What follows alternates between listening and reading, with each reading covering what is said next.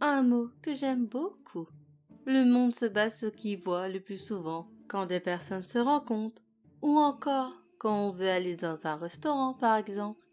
La recherche de ce qui est le meilleur. Visuellement, tout peut bien aller, mais hélas, cela peut cacher quelque chose de sombre. La part de lumière renferme également sa part d'ombre.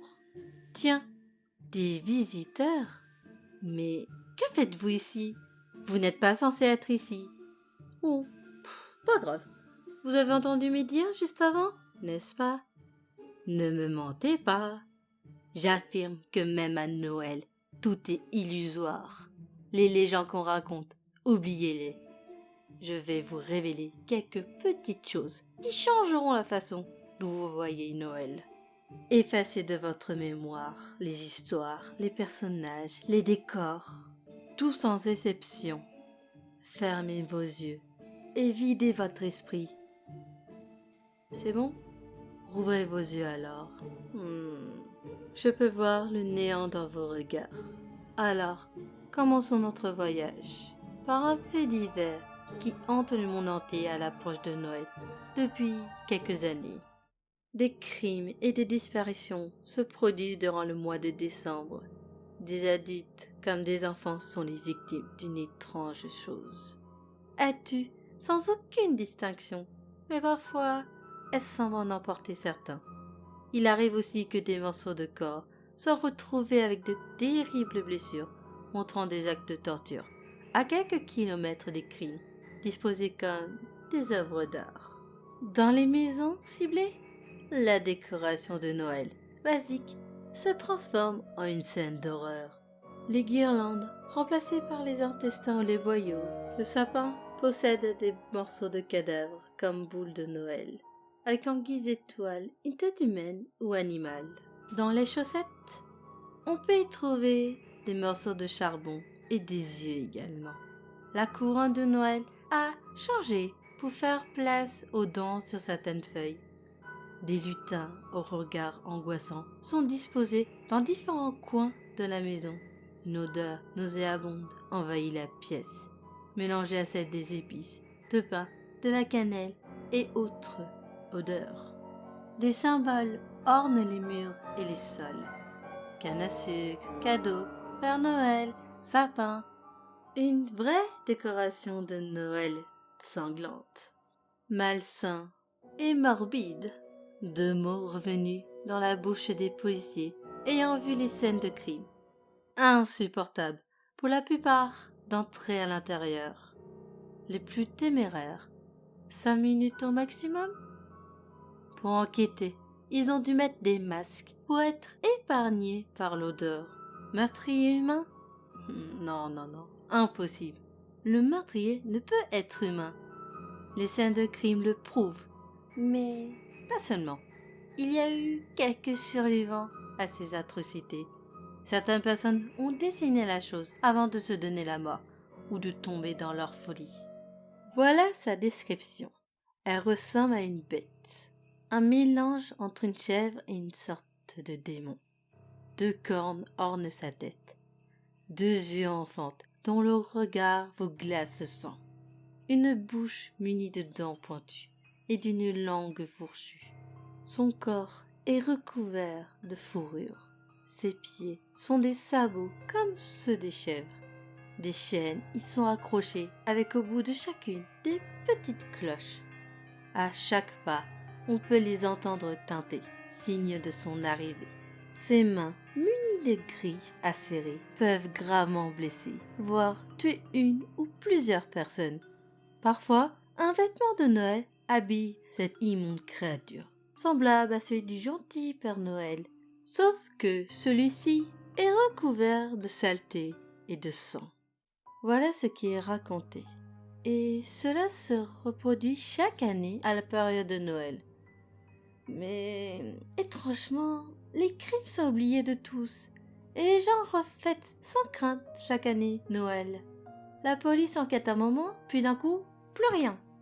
Quand on leur dit les atrocités de décembre, la réponse est « De quoi vous parlez? Aucun crime d'une telle ampleur n'a été recensé. » Vous ne trouvez pas ça étrange? Ce genre de choses ne s'oublie pas pourtant. Ces horreurs restent toujours dans les mémoires. À moins que... Chut, j'entends du bruit. Non, ça peut pas être lui. Pas déjà. Vite, allons à ma demeure. Les murs semblent avoir des oreilles. Et en plus, il est arrivé. Vaut mieux pas qu'il entende notre conversation. Qui sait de quoi il serait capable s'il nous voyait? De plus, chez moi, nous ne serons pas dérangés au moins. Bon, allons-y. Mince, j'oublie constamment qu'on doit utiliser un moyen de transport particulier pour y accéder. Bon, pas grave, nous irons entre nous. Oh non, pas de poule mouillée ici. Montez, ou sinon je vous donne un coup de pied dans les fesses. Voilà, tout le monde est prêt? Juste un conseil, accrochez-vous bien. Eh ben, ce voyage a été très mouvementé. Vous allez bien, j'espère? Oula, vos visages sont très blancs. Pourtant, je vous avais dit de vous accrocher. Vous pouvez marcher? Super. Suivez-moi alors. Voici ma demeure. Un joli coin de paradis. Bien, entrons. Le froid va nous tuer sinon. Ouf, quel froid de canard. Enlevez vos manteaux, puis direction le salon. Bien, asseyez-vous par terre. Moi, je m'installe sur mon fauteuil favori et on va pouvoir continuer notre conversation. Pourquoi ce regard d'un coup? Oh, je vois. Vous vous demandez qui je suis? Vous pensez vraiment que je suis le Père Noël avec cette voix de femme? Rappelez-vous, illusion. La personne qui vous parle n'est pas ce monsieur, ni le Krampus. Ah oui, ce personnage effrayant. Connaissez-vous sa légende? Beaucoup parlent de lui comme étant l'autre Père Noël, ou encore qui serait le jumeau maléfique de l'homme rouge et blanc. Krampus vient dans les maisons où la noirceur a envahi le cœur des enfants. Il les enlève dans un sac. Personne ne sait ce qu'il advient ensuite, car aucun d'entre eux n'a jamais été revu après. Certains disent qu'ils deviennent des esclaves pour fabriquer les jouets des enfants sages. D'autres considèrent qu'ils mangent les enfants. Tout cela se passe lors de la nuit de Noël, sans que les parents entendent quoi que ce soit. L'atmosphère devient froide lorsqu'il entre dans les maisons. Ses cloches l'annoncent. Ses pas sont très lents. Son grognement ne peut être décrit avec des mots. Une fois à l'intérieur, il prend l'enfant au cœur obscur, puis le met dans son grand sac, semblable à la hotte du Père Noël. Comment fait-il la différence entre les bons et les mauvais? Krampus ressent la méchanceté, la malfaisance ou tout ce qui est mauvais lorsqu'il passe devant les maisons. Du moins, c'est ce qui est raconté sur Krampus. D'ailleurs, pourquoi je vous en parle d'un coup? Oh là là, ma mémoire me fait défaut. Ah oui, je m'en souviens. Par rapport au crime, cette créature. C'est elle, j'en suis convaincue. Comment? Son apparence, sa manière d'agir, tout coïncide. Mais d'habitude, elle n'agit qu'un seul jour au lieu d'un mois entier. Pourquoi un tel changement? Krampus, mon cher ami, tu n'as pas écouté mes dires. Attaquer autant de fois en un mois, un jour, on va se faire prendre. Continue comme ça, et tu ne pourras plus te nourrir comme tu désires. La chance, c'est que j'arrive à effacer la mémoire de ces imbéciles, pour qu'on puisse tranquillement faire nos affaires. Sans moi, nous aurions été pris depuis bien longtemps par la police. Heureusement, tout est sous contrôle. De plus, mon époux pense qu'il a commis ces crimes. En même temps, mon outil me permet de lui emporter n'importe quel souvenir. Maintenant, tu vas te calmer jusqu'à... Oh. Mais nous sommes le 25 décembre. Tu as déjà fini ta tournée alors? Comment ça a été ta chasse? Bien, tant mieux alors. Combien? 4689 enfants au cœur noir. Eh ben, ça en fait déjà un bon nombre. Mon cher Krampus, j'ai un cadeau pour toi, en ce jour spécial. Tu vois ces adorables personnes devant moi? Elles sont pour toi. Tu es content? J'en serais bien alors. Nous allons nous régaler, mais pas seulement. Oh, vous êtes là, c'est vrai. Oups! Vos esprits ont compris mon lien entre ce monstre et moi? Plus besoin de me cacher alors. Je vais officiellement me présenter. Mère Noël, épouse du Père Noël, connue aussi sous le nom de Krampus. Mon cher mari pense qu'il est cette créature à cause des souvenirs que je lui implante quotidiennement. Tous mes méfaits, il se les attribue. Le Père Noël est plongé dans une illusion provoquée par une hypnose. Ce petit objet, utilisé par les plus grands hypnotiseurs, est bien pratique. Celle-ci me permet d'être libre de mes mouvements, sans aucune crainte d'être repéré. La Mère Noël de vos légendes n'est pas aussi gentille que vous le pensez. Elle cache un très lourd secret. Krampus et moi, nous ne sommes qu'une seule et même personne. Quand mon autre moi apparaît, ma véritable personnalité se dévoile. Je ne fais aucune différence entre les bons et les mauvais. À mes yeux, les enfants sont tous délicieux à voir et possèdent une part de noirceur dont je me nourris lors des festivités de Noël. Alors, je prends plusieurs noms sur les 2 listes pour leur rendre une petite visite. En plus des adultes, je tue quelques gamins chez eux, mais d'autres sont mis dans mon sac afin d'aller dans ma demeure. Une fois arrivés, je les torture, tant physiquement que psychologiquement. Tout passe. Brûlure, écartèlement, sarcophage de pique, fouet, et d'autres encore. Malheureusement pour moi, des enfants succombent à mes petits jeux de Noël.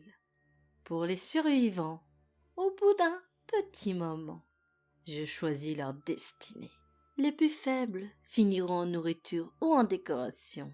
Les plus forts deviendront des esclaves pour aider mes précieux elfes démoniaques à fabriquer des jouets. Oui, ces choses destinées aux enfants sages.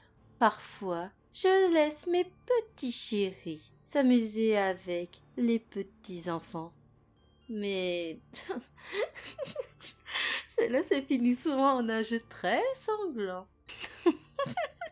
Vous n'imaginez pas les scènes auxquelles j'ai pu assister.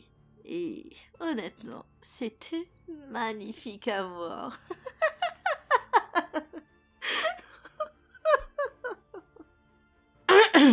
Excusez-moi. Mon mari ne dirige nullement Noël.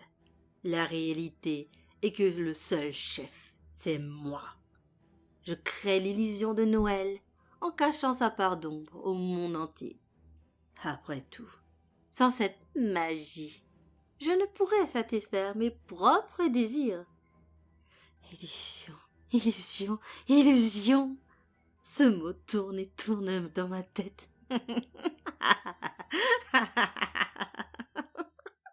Hop, attendez, chers enfants. Vous pensez pouvoir partir de cette demeure? Hélas, vos vies s'achèvent ici. Vos cadavres vont décorer ce lieu, et certaines parties de vos corps seront mangées par moi et mes 12 elfes. Vous avez scellé vos destins en voulant vous infiltrer au pays du Père Noël. Voilà les conséquences de vos actes. Sur ce, je vous dis joyeux Noël.